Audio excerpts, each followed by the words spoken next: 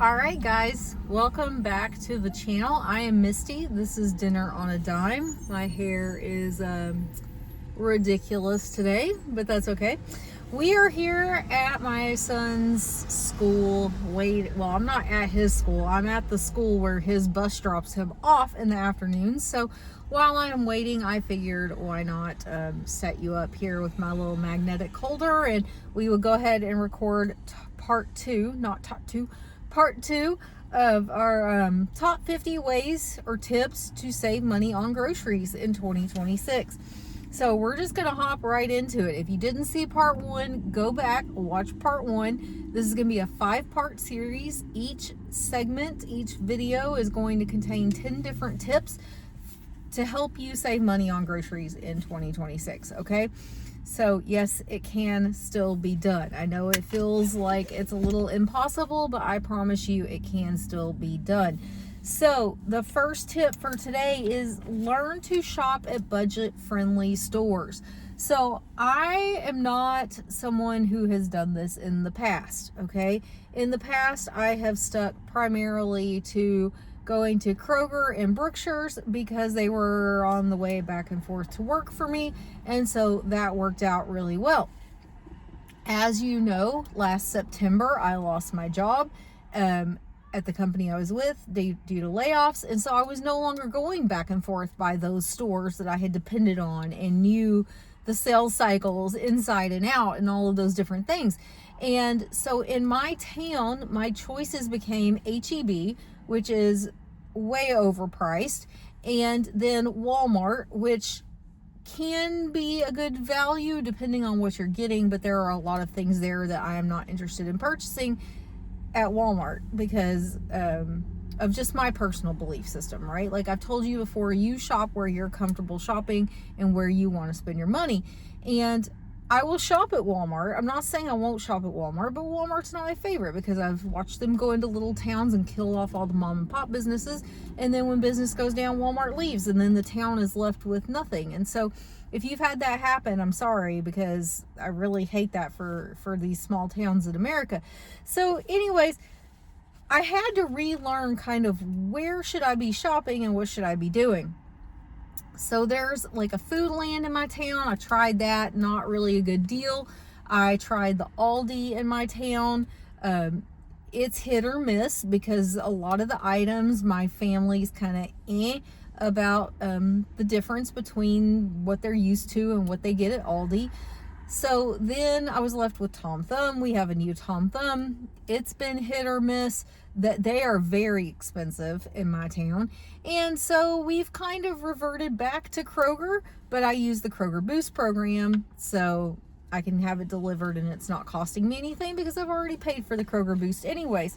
So that's kind of my journey with it. So I would say go on your journey. Find what is the best budget store for you in your area.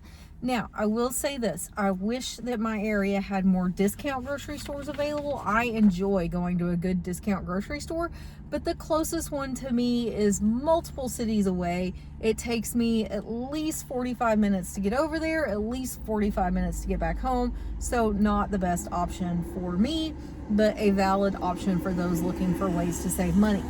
All right, number 2, track your prices on your frequently purchased items. So a lot of YouTubers will recommend that you have a price tracking book. Okay, I have never done this. I'm not going to tell you to do this because I don't think you need to spend money on a book in order to track prices. What you can do is any sort of notebook will work. Any sort of little steno pad will work that you can stick in your purse. A folded sheet of paper will work. Your brain will work if you're good at remembering things. Your phone can work for you too, so that you can start to track the prices on the items that you buy frequently. Now, with that being said, do I need to do this long term? I don't think so. Within a couple of sales cycles, you're going to learn when your items are at a good price and when they're not. Now, as you're just beginning, here's what I would recommend. If you think something is a good deal at your store, simply price compare it to Walmart online. If your price beats Walmart's everyday price, you're probably pretty good to go. Now, I'm not saying you could not find a generic brand at a random grocery store for less, but I'm just saying that that is a good way to start. Is if you think something might be a good deal, look it up on Walmart. If Walmart's price is better than that price, I would hold off. That item's not at its lowest price. But if that price beats Walmart's price, I would go ahead and stock up on it.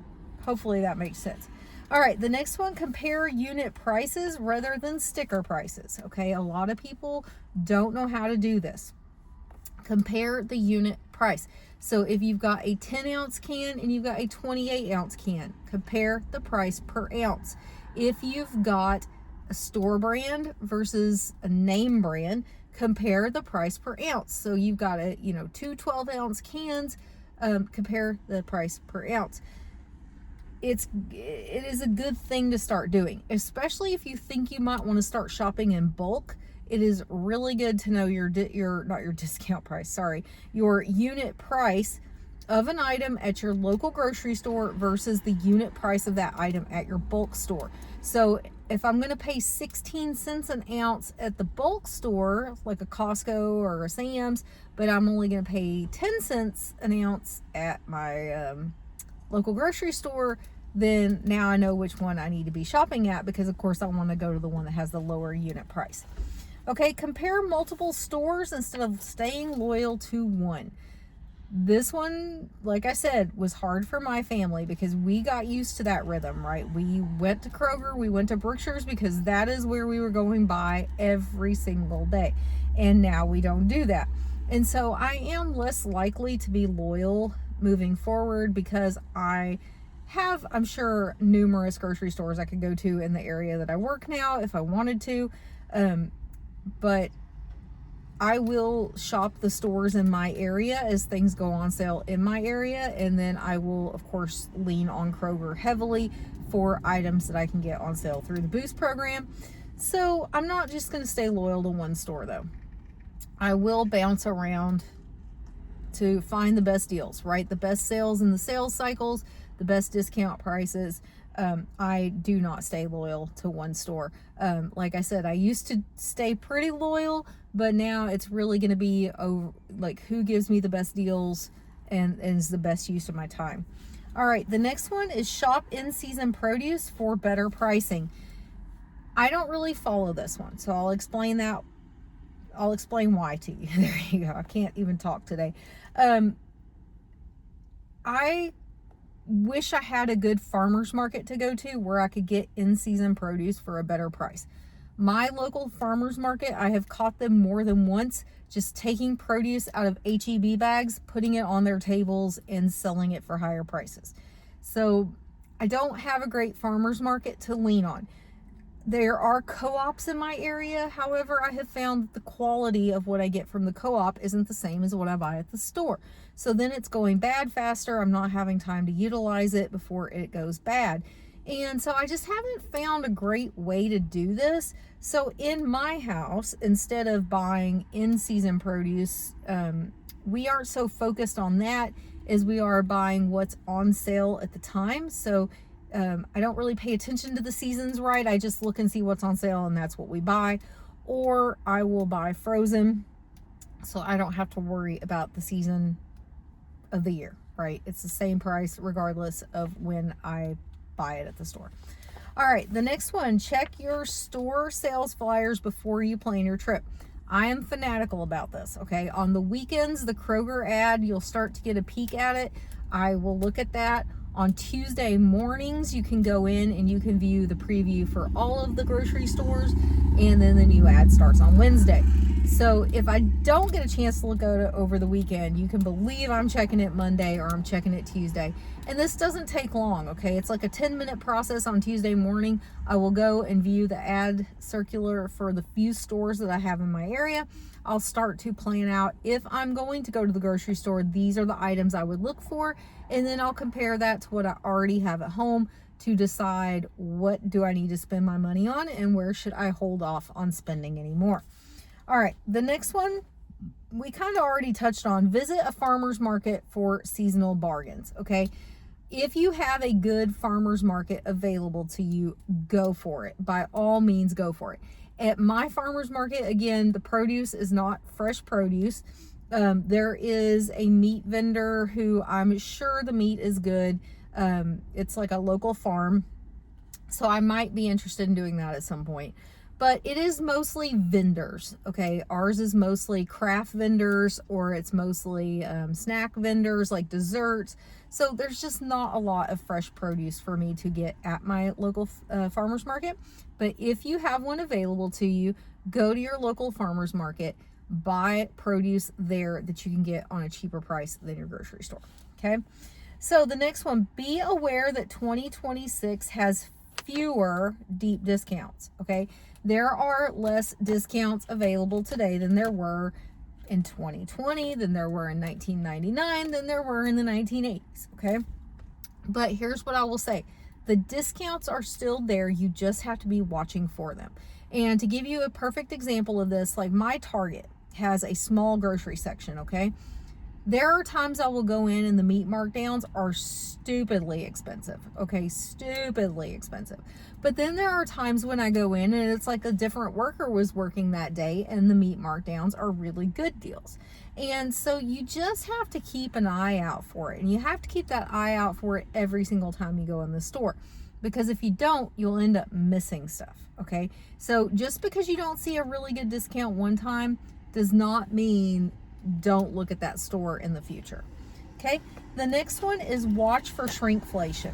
We are living in an age where not only are prices inflated, but products are shrinkflated. So you might even be paying the same amount or paying more for a smaller quantity of whatever it is that you are purchasing. So you do have to be aware of this. You have to watch for it. Again, this is where your unit prices will come in. If you're tracking unit prices, you're going to see really quickly, like, okay, this has gone down in size. My price per ounce, or, you know, per capsule or per roll, whatever the means of measurement is different, okay? So you've got to watch for shrinkflation in your products, and don't be afraid to switch brands if you see that your brand continues to reduce quantity and increase or keep price the same. Don't be afraid to make a change. All right, and then lastly for today, avoid premium or upsell versions of products, okay? So this is kind of like the old like store brand versus generic thing, right? So you can pay all the money you want for name brand items, okay? It does not make them any better than the products that are sitting on either side of it or a store brand alternative, okay? And so I am not brand loyal. I am not brand specific. I will buy whatever is the best deal based on that unit price. That's what I'm going to stock up my pantry with. That's what we're going to use, okay? Probably the one area I would say I do kind of stay loyal to is toiletries, okay? I have shampoo and conditioner that I like. I have deodorant that I like. I have toothpaste that I like.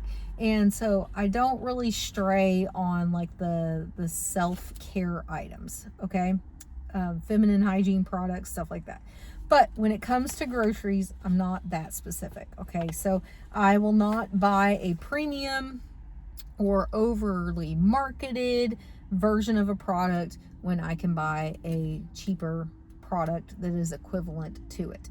And again, remember, there are a lot of companies that they make the name brand, but they also make the generic brand. And the only thing that you are paying that premium price for is marketing. Okay, so you have to decide if that's worth it to you or if that's not worth it to you. All right, so that is video number 2 in our 50 tips to save money on groceries in 2026. So make sure that you have liked the video, subscribe to the channel, ring the notification bell so that you get notified when new content comes out, and feel free to start dropping in the comments any of these tips that you found extremely helpful. Maybe it opened your eyes to something that you weren't already paying attention to, or maybe there's something that you're not sure I'm going to bring up and you want to bring it up and you want to talk about it. Feel free to drop it in the comments. As always, I look forward to interacting with you guys there, and I'll see you in the next video. Bye.